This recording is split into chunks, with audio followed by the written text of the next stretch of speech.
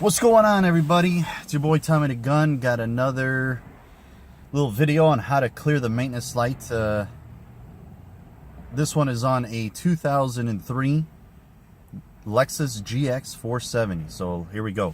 First thing that you got to do is make sure that the odometer is shown, not trip A, not trip B. So go ahead and put it onto odometer. Turn the vehicle off. Hold down on the button. Ignition on.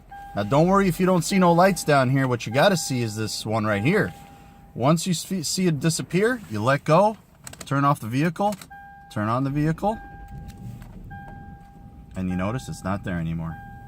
That's how easy it is, folks. If you guys have any questions, comments, concerns, have issues with your vehicle, please give me a call, an email, or drop a line in the comments. Don't forget to subscribe, because I also show different types of videos with car shows, and soon I'm going to be coming up with a hot or not on new cars that are coming out. Maybe, maybe not. I don't know. Let's see. But for now, thanks for everything, guys.